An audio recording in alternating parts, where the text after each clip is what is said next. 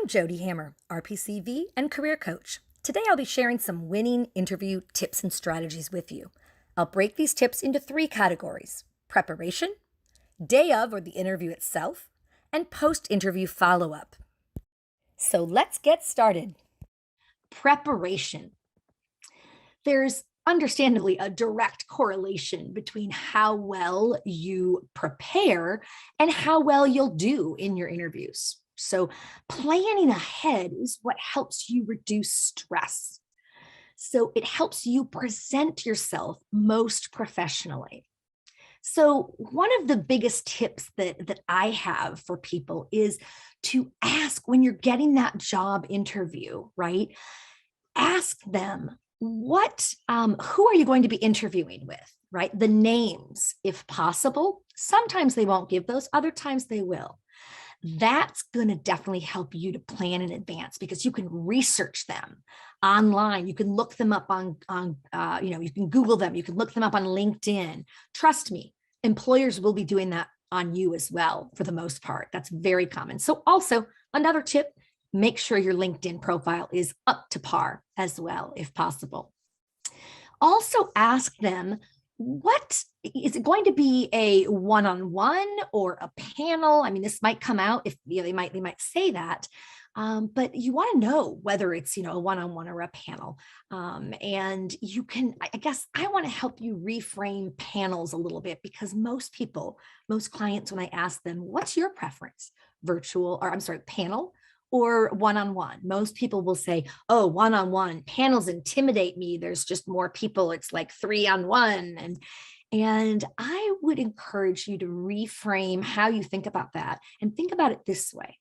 With a panel, you have more people with whom you can potentially connect, meaning you're going to increase your likelihood that somebody on that panel likes you or liked you, thought you were a great candidate to move you ahead.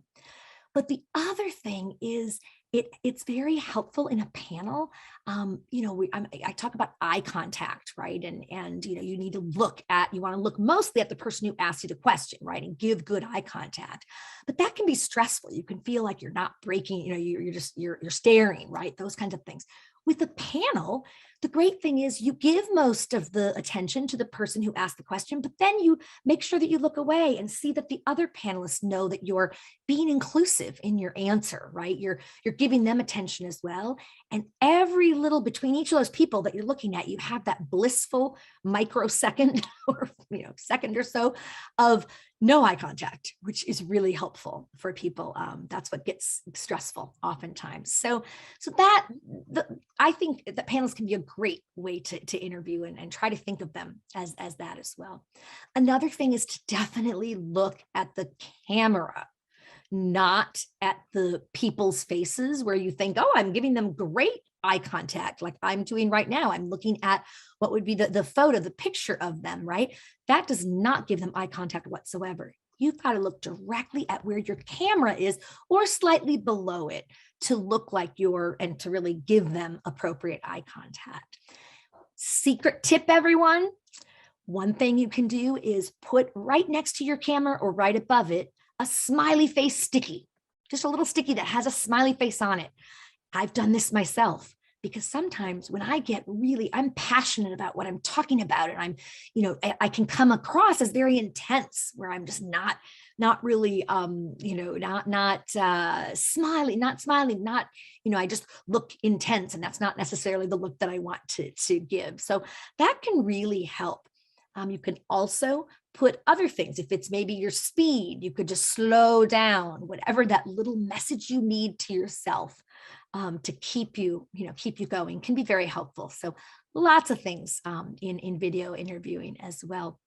But let's move on to talk about one of the other aspects within the preparation phase. And this is preparing for the logistics of the interview. And when I say that, I mean, review everything the employer has, the instructions they've given you when they've either called you or by email.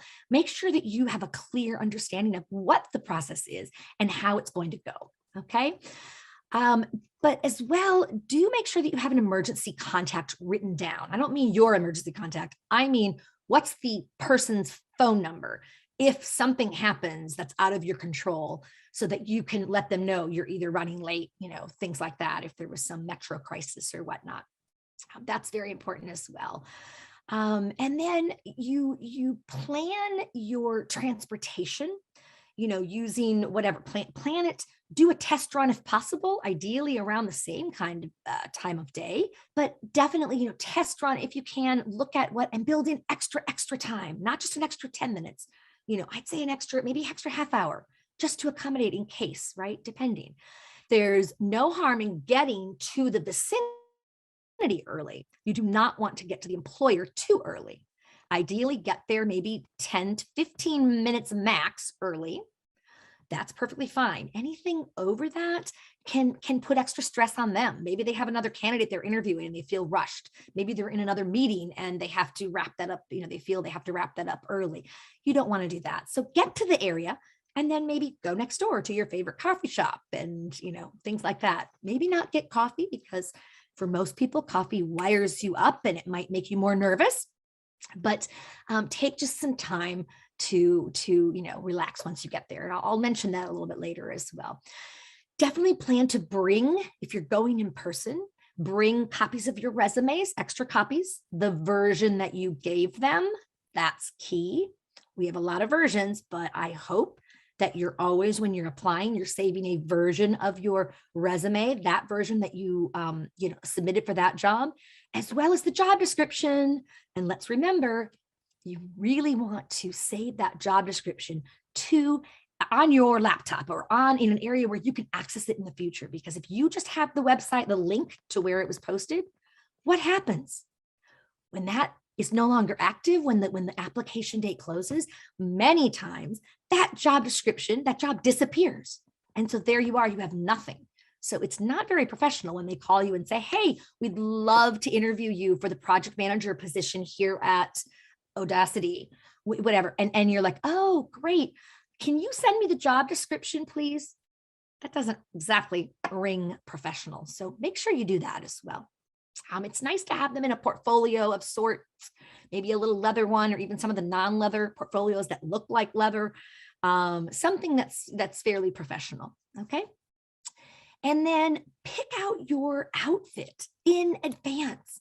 Don't get up the day of and think, I'm just going to get dressed 20 minutes before I leave, because what happens if, maybe the outfit that you were going to wear, which by the way, you haven't worn for a while, but you want to make sure that there's not, wrinkles, or that it's not too small or too big, and stains, things like that, just to make sure that you're going to come across really professionally. Also watch for distractions. And by distractions in your dress, I mean things like maybe jiggly, earrings that make a noise, when your head moves and such. Anything like that can be distracting to the interviewers and take away from what you're saying. And you want them to focus on you and what you're saying, not what's going on around you or the background, things like that. So those are really important things in the preparation. And then researching the company. And by this, I mean not only, and this is given it should be, research the organization, their website, study up on their mission, their goals. You can reference those kinds of things or work them into your answers to be much more impressive and to come across as somebody they would be interested in hiring. Oh, this is somebody who really believes in our mission and values those kinds of things, right? So it helps you to tailor good answers. As well, I would recommend that you Google the company. Check other sites like Glassdoor, for example, oftentimes has reviews of companies, including salary levels. So you can get kind of some of that information a little bit in advance as well. Indeed is another great source. There's lots of them, but just check for more information on the organization. And lastly, I want to say, check with your expanded networks for insight, right? So, use LinkedIn. There's lots of tutorials on LinkedIn, but use LinkedIn or through friends, maybe somebody who used to work there or works there, or somehow you have some connection, direct or indirect. Try to connect with them just to get insight. And it's not like you're saying, hey, I want you to give me this job, but rather, I'm really excited to have been offered an interview with and I understand that you used to work there, or, I'm wondering if you might have any information. I'm looking for a little more on like their organizational culture or whatever it is, to get more information to best prepare for the interview. The bonus is sometimes when that happens, they are thrilled. They're like, great, well, let me connect with my former boss. He's great. I know him, like they might end up dropping a line. Don't expect that they will do that, but they certainly, it's not going to hurt to do that. And you're going to walk away with a better sense of the company and be better able to tailor your answers. You also need to, and this is an area that I spend a lot of time with clients on, and that is preparing answers to the most common or expected questions, right? You want to prepare bulleted responses, not scripted, because trust me, even if you memorize it right here, when you say it, I can tell if you've memorized that. Most people will be able to tell. In most situations, it would come across as scripted. So by having bulleted like responses, like these are the key concepts I want to talk about, it helps ensure that you're going to talk about it more extemporaneously, that you're going to sound as if this is just coming out off the cuff, like, oh, this is right here. Yes, this is an example. And that's how you want to sound. The other thing that goes with that is make sure you have inflection in your answers. And what I mean is, sometimes when we're trying to remember even bulleted responses, or what you're trying to say, what you want to say for a certain question, you're so focused on the what you're saying that you forget the how. And when there's a lack of inflection, it can come out as very boring because you're talking about what you have and what you're doing, what your skill set is. And that just sounds very, right, mechanical. Inflection by kind of, certainly, I'm happy to talk about that. Your tone of voice is changing some. It shows more engagement and you come across as a more appealing speaker, right? So it really helps you in a lot of ways. But you're really working to develop brief stories, responses, not scripted, as I said, right? Equally important in the preparation stage of interviewing is preparing a good list of questions that you have for the employer. These are the questions that you get to ask at the end of the interview. You will almost always have the opportunity to wrap up. They'll say something like, great, what questions do you have for us? And my first tip is definitely have questions and multiple questions available to pick from, because they might answer some of the questions in advance when when they're giving information through the interview.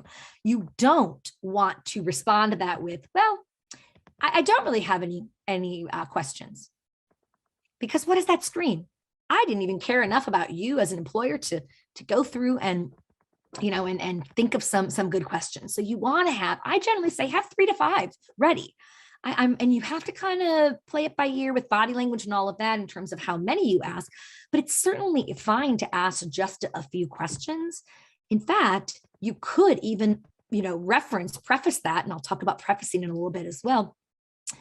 You could say something like, between the job description itself, what you've shared with me today and what you've shared with me today, I think it's answered most of my questions, but so I only have a few remaining ones at this point.